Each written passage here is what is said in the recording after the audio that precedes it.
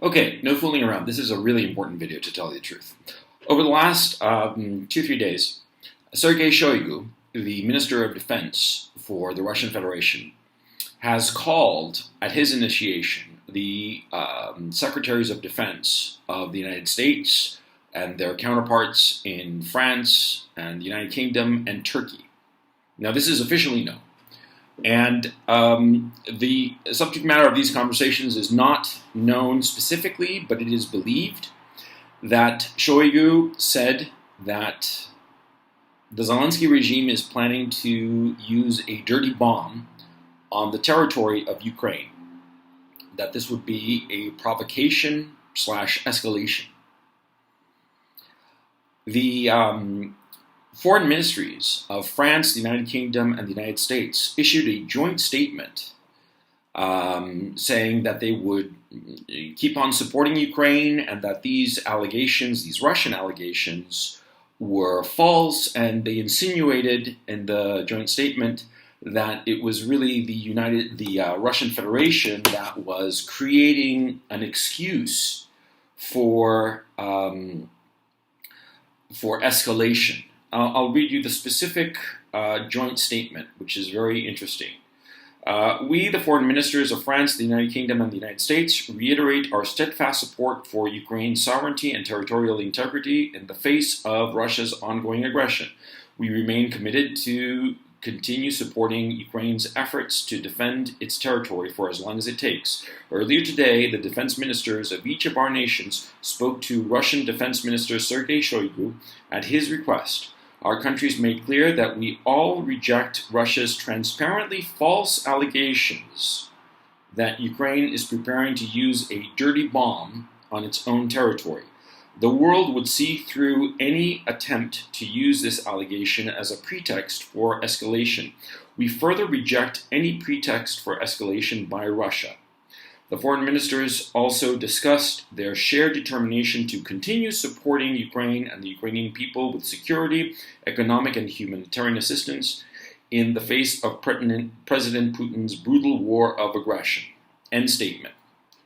Now, it's highly unusual for these three countries to issue a joint statement like this. And the fact that Shoigu has never before called these individuals over the last several months, and he called them all, one after the other, including Turkey, which was not included in this joint statement. It seems to me that the Russians probably have this evidence cold. They know it. They know it for a fact. It is, if Sergei Shoigu would reach out to these his counterparts at these four nations, there is no question that the Russians have absolute proof, absolute and irrefutable proof. And what the foreign ministers of these three countries are doing is lying. Simple as that. I mean, it's not like they haven't done it before.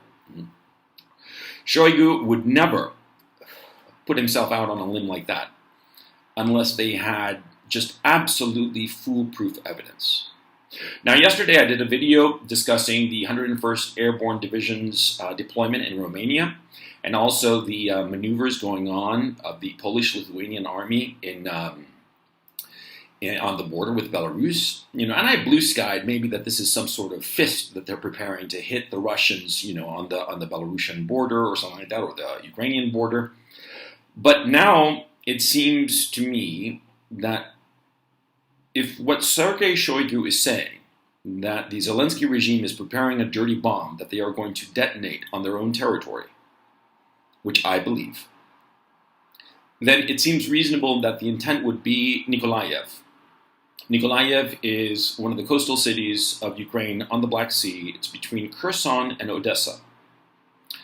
And this escalation and the fact that Nikolaev has been evacuated of civilians, well, it would seem reasonable to infer that they plan to set off this dirty bomb in Nikolaev, and the West use that as a pretext to deploy the 101st Airborne Division in Odessa.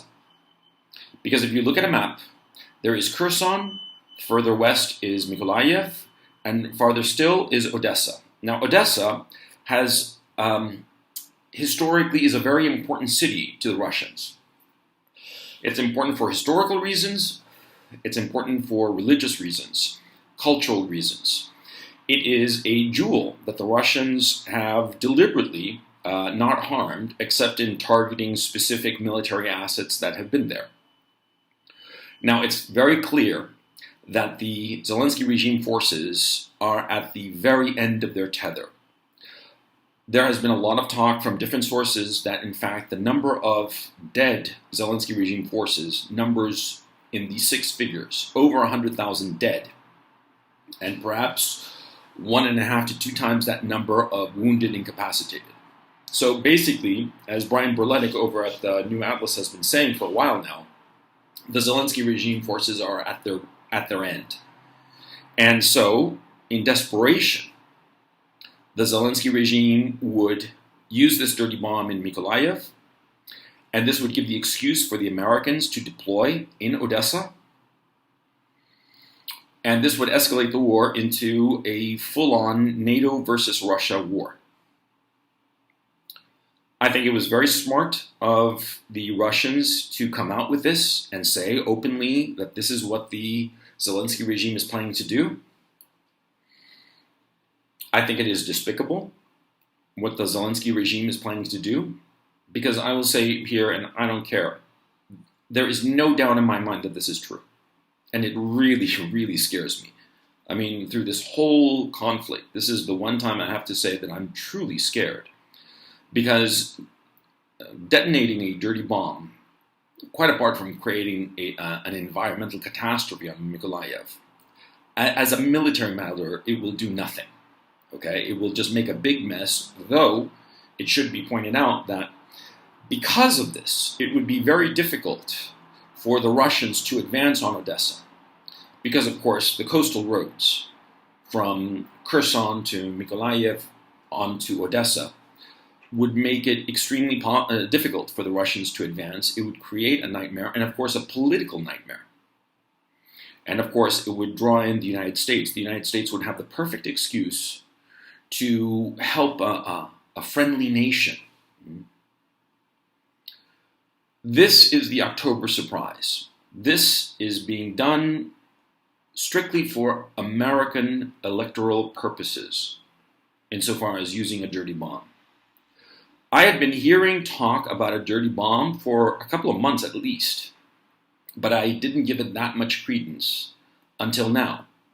Now, of course, since the very get-go of this conflict, the Zelensky regime has had the possibility to create a dirty bomb. Because, of course, they have nuclear reactors, and they have the fissionable material. They do potentially, in theory at least, have the technological capacity to make an actual nuclear weapon. But insofar as making a dirty bomb, they certainly have that ability. Insofar as actually making a nuclear weapon, I think it would be, as a theoretical matter, possible, but as a practical matter, really impossible, because the Russians would probably bomb any facility actively trying to do this. I think that part of this missile offensive that the Russians have been carrying out over the past 2 weeks has been to target the potential sectors or installations where they might be assembling a dirty bomb. But I have to reiterate, there is no doubt in my mind that this is real. This is as real as it gets. Sergei Lavrov just gave a statement that I listened to about, he was reacting to the joint statement of the foreign ministers of the United States, the UK, and France. He didn't seem to be saying much, but just basically reiterating what Shoigu was saying, and of course that they had proof. I think that that's the key issue. They have proof. This is real. And I think that I have to go back to the same thing I said just now. I think it's despicable. It is the most despicable thing, and it's desperation. Simple, plain and simple. Because NATO and the Zelensky regime know that they are losing. They are losing badly on all fronts. Economic, political, geopolitical, insofar as the other great nations, China, India, the global south. They are losing economically, and they are losing militarily. They have thrown everything but the kitchen sink at Ukraine to fight off the Russians, and they have lost. Every offensive has been a disaster. Because remember, You don't fight to win territory, you fight to defeat the opposing army. If you destroy the opposing army, that's how you win. And the Russians have been doing that systematically. And as the numbers have come out now that show catastrophic losses on the Zelensky regime side, it's pretty obvious that there is about to be a huge breakthrough, and in their panic and desperation, the West, Washington, the people at the State Department, the usual suspects, Anthony Blinken, Victoria Nuland, all of these people want a Samson solution. The self-destruction of Ukraine and a pretext for the Americans to go in and fight against the Russians directly. This is a catastrophe. I mean, I truly cannot emphasize this enough. We're just going to have to wait and see what happens. In my own case, if you're wondering, I'm far, far away from Nikolaev, and so nothing will happen to me, I hope at least. But there's other things too that's been going on. There have been a lot of talk from different troops that they are, Zelensky regime troops, that they are getting chemical, biological, and nuclear protection gear and Geiger counters. This is as real as it gets. This is actually happening. You know, I mean, all of these data points add up to this being absolutely true. The foreign ministers of the United States and the United Kingdom and France are lying through their teeth when they say that this is just some sort of pretext that the Russians have conjured up out of thin air. And I mean, I really am at a loss for words, to tell you the truth, and I'm not kidding. I've never been this scared. This is truly a catastrophe if this happens. And it's not so much that the Americans will deploy their 101st Airborne Division in Odessa. It's just going to be a swirling whirlpool. It'll just suck in everything, all the armies of NATO, for a full-on war on the battlefield of Ukraine. And this country that has suffered enough, it will be decimated like nothing before ever. And so I have to say that I'm truly scared for the first time in this conflict, that this entire country will be just absolutely annihilated if the Americans proceed with their grotesque and despicable plan, because ultimately I blame the Americans. The Americans. They're behind this bullshit.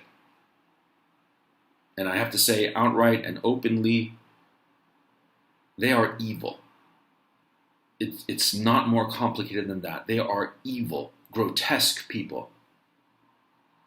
And I hope that at some point in the future, the people responsible for this are tried, for this is a crime against Ukraine and a crime against humanity. This is evil, what they are doing. Sorry, I'm a little bit bent out of shape by this, but as you can imagine, I'm at a loss. I cannot believe that these people would be so evil to pursue this, but they are. And anybody who tells you otherwise, anybody who tells you that this is a Russian false flag or some nonsense like that, they are lying. Know it. Know what's going on.